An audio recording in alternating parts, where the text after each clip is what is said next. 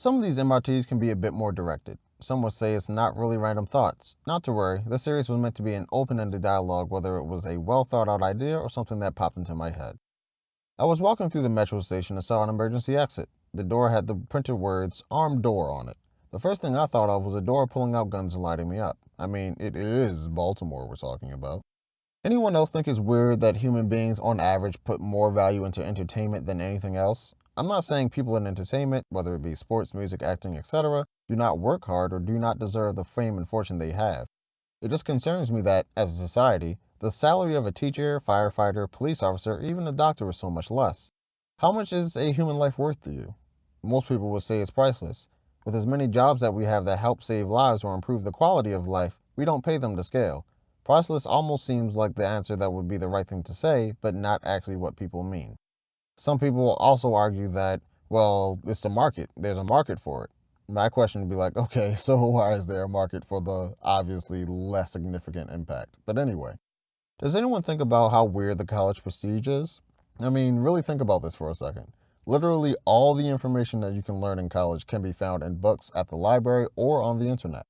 We are in the information age, and anything you want to know, you can know. Why do people still have this phony belief that you don't know anything, or better yet, can't know anything unless you have a piece of paper from a college? Most people say they learn more in their own research than what they've learned in their educational career.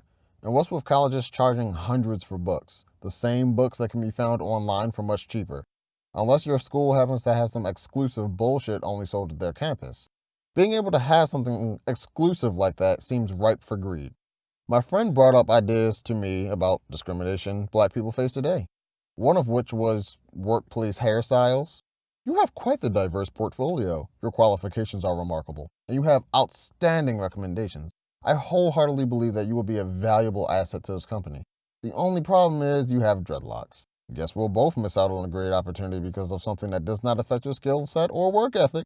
The reason the court said it was legal was because dreadlocks can be changed and does not inherently reflect your culture.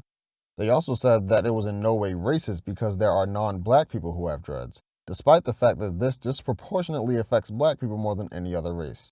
Look at the mental gymnastics there, huh? Okay, so if I have a scar on my face that's very noticeable, will I not get the job? I could always wear makeup to cover it. You know what would be a great idea? To get cosmetic surgery to rid myself of the blemish. The only way I'd be able to pay for that would be to get hired at this job. Well, guess I'm fucked. What if they ban a certain language from a workplace, like Spanish for instance? It's not racist because not only those with Latino culture and heritage speak Spanish. I had 4 Spanish courses over the time span of 4 years while I was in school.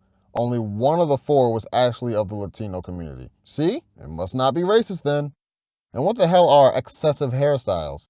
And all that paperwork that people don't read when they first start working for a company, I always see something along the lines of, "We, the company, reserve the right to decide blah blah blah."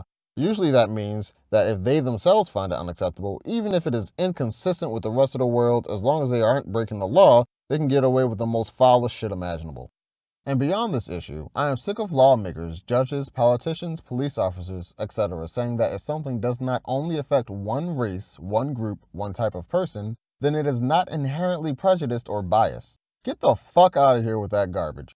Let's make a law that affects 1% of black people, 3% of Latino people, 2% of white people, and 85% of Asian people. Well, based on that logic, can't be racist or prejudiced in the slightest because more than one race is affected. Listen to this 3rd grade level of ignorance. It literally sounds like your child is lying to you with the most obvious bullshit ever. They rented a steer, told you to hold out your hand, and wait to see what happens next because you just won't believe it. I've always loved people's subjective bigotry in objective situations. I could have the top tier candidates for this job position, but if they have a certain hairstyle, tattoos, or accessories that distract and disrupt the workplace, then I can't hire them. Let me make something clear. Certain distractions are your fault and certain distractions have fault that lie on another party. If I'm driving down the street and see a pretty young thing and take my eyes off the road, that's my fault. I can't walk up to this random female and say, "Hey, if you didn't have such a thick ass, I wouldn't have crashed. What's your insurance information?" Likewise, for all those annoying ass, rubbernecking, nosy bastards on the highway. There is an accident on the other side of the highway. Why is traffic on this side slowing down? The people involved in the accident are not responsible for your lack of focus. Imagine doing homework and your sibling walks in to turn on the TV. You think your teacher will accept, "Oh, they have the TV on and it distracted me." If you are in an office building and refuse to get work done because another employee has a fucking afro, that is your own fault. Now, I understand that some clients enter the office space. In those situations, I understand making sure people look presentable, but to a degree. What does it matter if John Doe has piercings all over his face if they meet no clients and you walk to him 5 times out the year? Is he getting his work done effectively and efficiently? Starting to sound like a personal problem to me. If they are being loud and pestering, then yes, that is a problem. But you can't sit there and tell me what is going on to distract you and take zero responsibility for your lack of conscious attention. This started off as a story of black discrimination, but I'll say this.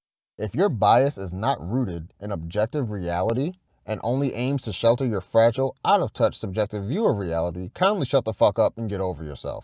If you can't handle people being different, if you can't handle opposing views in the world, if you can't handle that people won't conform to your every whim, desire, and need, then just give up now because you haven't begun to learn this as early as elementary school. It's no surprise to me that you have the mentality of a child. That's it for me, folks. If you enjoyed this walk, don't forget to like, share, and subscribe. Make sure you have your cast ready for next time. See ya.